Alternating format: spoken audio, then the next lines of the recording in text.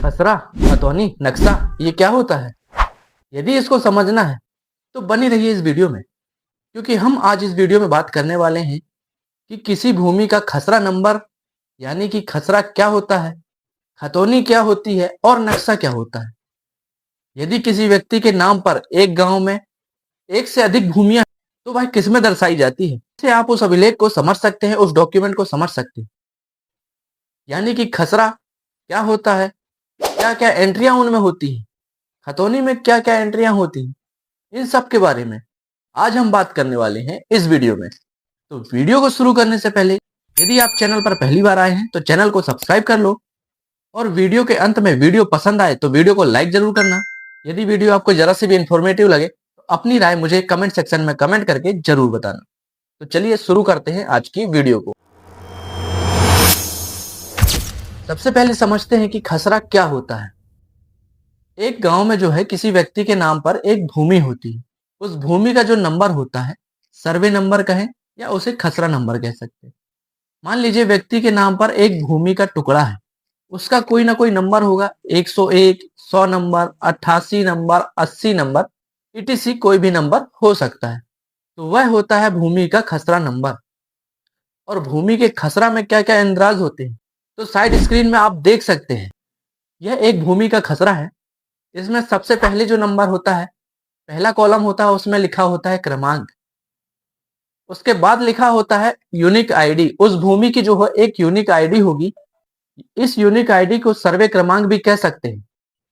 उसके अगले कॉलम यानी कि कॉलम नंबर 3 में होता है उस भूमि के भूमि स्वामी का नाम, उसके पिता का नाम और उसका पता कि वह भूमि कहाँ पर है। इसके बाद नेक्स्ट कॉलम में होता है उस भूमि का रकबा कि उस भूमि का क्षेत्रफल कितना है। इसके बाद कॉलम नंबर 9 में आएंगे तो कॉलम नंबर 9 में लिखा होता है कि यह भूमि सिंचित है, असिंचित, सिंचित है।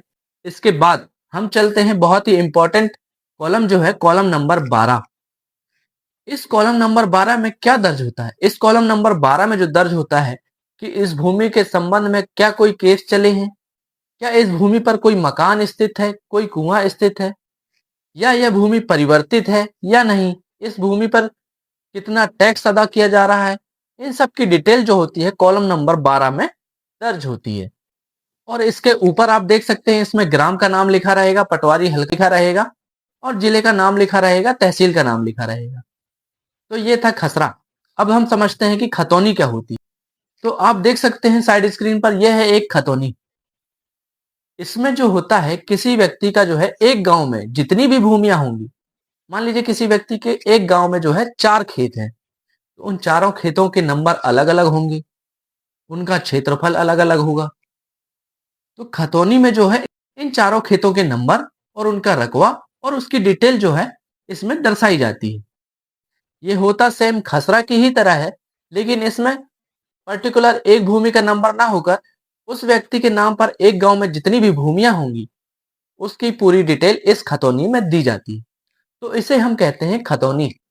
तो आपको खसरा और खतौनी तो समझ में आ गया होगा। आप इसे देखकर समझ जाएंगे इस डॉक्यूमेंट को कैसे समझना है।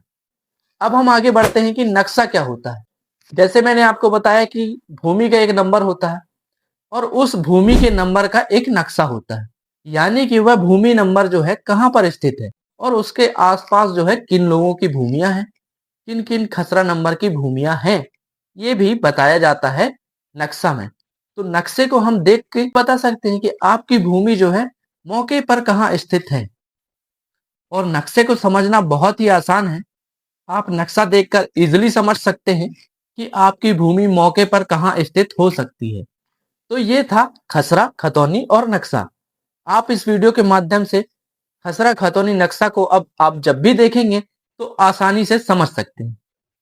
ऐसी और भी लीगल अपडेट के लिए, ऐसी और भी लीगल जानकारी के लिए मेरे चैनल को सब्सक्राइब कर लेना। वीडियो पसंद आई तो वीडियो को लाइक कर दो और वीडियो आपको इन्फॉर्मेटिव लगी हो कमेंट करके मुझे जरूर बताएं। और यदि आपको खसरा, खतौनी या नक्शा से रिलेटेड कोई भी क्वेरी हो तो कमेंट सेक्शन में आप कमेंट करके मुझसे पूछ सकते हैं।